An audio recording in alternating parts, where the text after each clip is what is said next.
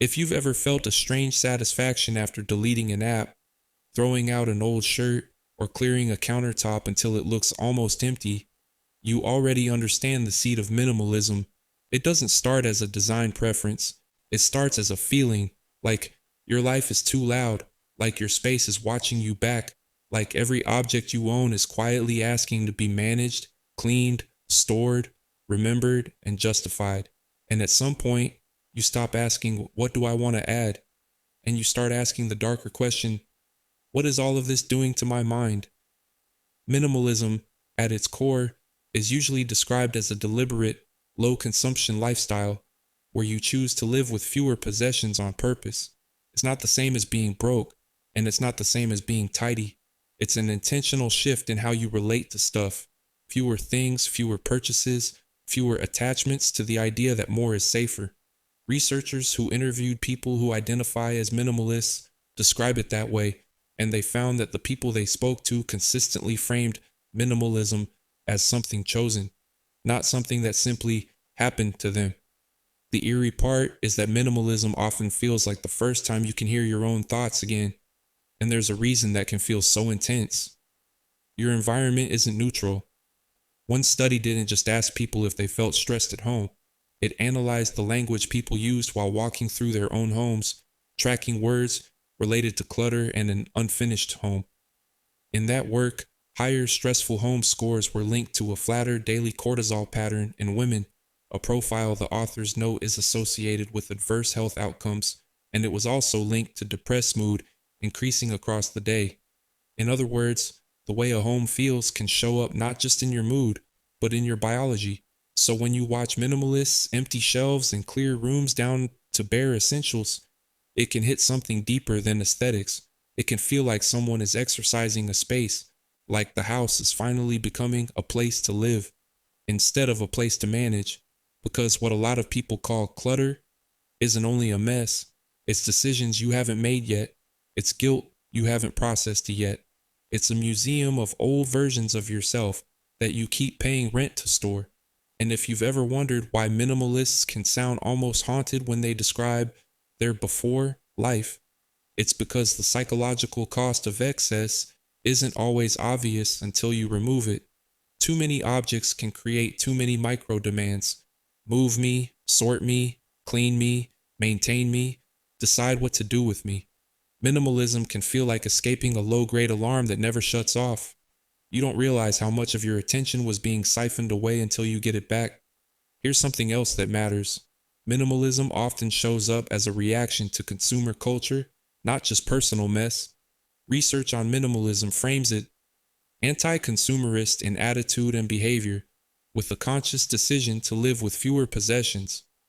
In interviews with self-identified minimalists, people describe the lifestyle as creating benefits like autonomy, competence, mental space, awareness, and positive emotions.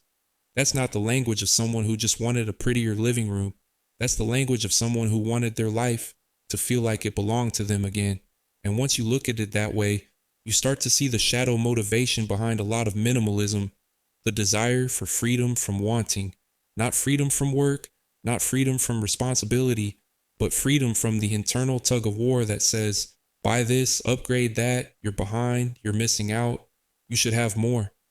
There's a whole body of psychological research suggesting that prioritizing materialistic values is associated with lower well-being. One major meta-analysis examined 753 effect sizes across 259 independent samples and concluded that materialism was associated with significantly lower well-being, with correlations for widely used measures around negative 0.19 and negative 0.16. The authors also noted stronger links with certain outcomes like risky behaviors and negative self-appraisals. So sometimes minimalism is a rebellion, but not the loud kind. It's a quiet refusal. It's you saying, I'm not going to spend my one life chasing objects that promise a feeling they can't permanently deliver. And when you refuse that chase, something weird happens. You notice how often buying was being used as emotional regulation. A bad day becomes a purchase. A lonely night becomes a delivery. A stressful week becomes, I deserve this. Minimalists often realize they weren't just buying things, they were buying relief. This is where minimalism gets personal for you as a viewer, because you don't have to own a lot to be trapped by the same mechanism. You can be overwhelmed by clutter in your mind, even if your home looks fine. You can have a minimalist aesthetic and still have a maximalist craving. Minimalism, psychologically, isn't a look, it's a boundary you draw against the part of you that tries to soothe discomfort by acquiring something new. There's also the decision aspect, and this is one of the reasons minimalism can feel so addictive once it starts working. Every object creates a stream of choices: where to put it, when to use it, how to maintain it, whether to replace it, and whether it's worth the space. Minimalists don't just remove objects, they remove decisions. And there's research showing that having too many options can backfire. In a classic study often linked to choice overload, an extensive array of options initially attracted people but reduced their later motivation to purchase. The authors describe how too much choice can hamper subsequent motivation. That kind of finding maps onto a minimalist mindset. Fewer choices can mean less mental friction. Now let's talk about the part that minimalists don't always say in public. Sometimes minimalism is also a response to fear. Not always fear of germs or fear of money, but fear of being buried under your own life. Fear of becoming the kind of person who spends their time maintaining things instead of living. Fear of waking up and realizing your home is a storage unit for obligations. When you start seeing your possessions as weight, the minimalist impulse can feel like survival, like if you don't start cutting things away, you're going to drown. That's why decluttering can bring a rush that looks almost spiritual, because you're not just throwing away old items, you're severing ties with old narratives. You're telling your brain, we're not going back. For some people, it's about recovering from a time when they had too little control. For others, it's about recovering from a time when they had too much chaos. And for others, it's about responding to the blunt realization that the modern world is very good at turning you into a consumer before you've even decided who you want to be.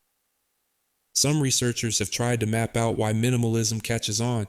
In one study examining antecedents of minimalism, the authors reported that environmental awareness, voluntary simplicity, normative influence, resource sharing, and contemporary aesthetics were positively linked to minimalism, and they argued that a sense of fulfillment mediated the relationship between minimalism and well-being. They also framed minimalism as a deliberate shift in consumption, suggesting it can create more room and time, contributing to well-being through that feeling of having more life available. If you're listening closely, you can hear the psychological core of that. Minimalism isn't just subtraction, it's a substitution. It replaces the dopamine loop of buying with the quieter reward of space, time, and self-trust. It replaces the identity of someone who keeps up with the identity of someone who chooses. It replaces the constant hum of wanting with something that feels like permission to stop chasing. But there's another shadow here, and it's worth saying out loud because this video is about psychology, not just aesthetics. Minimalism can be healthy, and minimalism can also become a mask. For some people, the urge to purge can slip into compulsion, constantly optimizing, constantly refining, constantly fixing the space to fix the mind. If you've ever felt that restless itch where your room is clean but you still feel wrong, you know what I mean. It's possible to use minimalism as an attempt to control anxiety, and if that's the case, the emptiness never feels finished. It keeps demanding more sacrifices. The room gets clearer, but the nervous system stays tense. That doesn't mean minimalism is bad. It means minimalism is powerful, and powerful tools can be used for different reasons. For some people, it's about values, less waste, fewer purchases, more intentional living. For others, it's about relief, fewer triggers, fewer reminders, fewer things to carry emotionally. Either way, the same psychological theme shows up again and again. Minimalism is often the search for mental space. There's also evidence that minimalism can be associated with well-being outcomes, though you should treat this as an evolving research area rather than a guaranteed cure.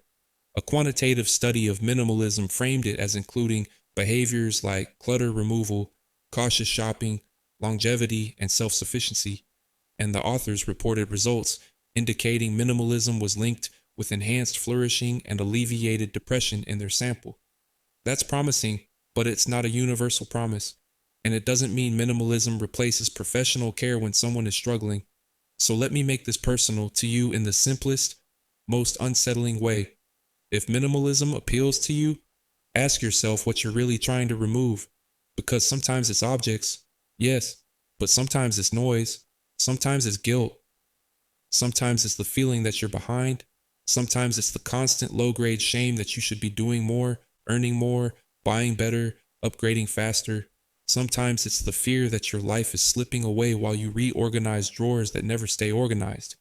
Minimalists are often portrayed as calm, clean, and in control.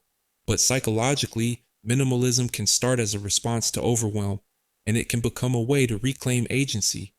It can be you realizing that the world will always offer you more than you can carry, and deciding, quietly, firmly, that you're allowed to choose less.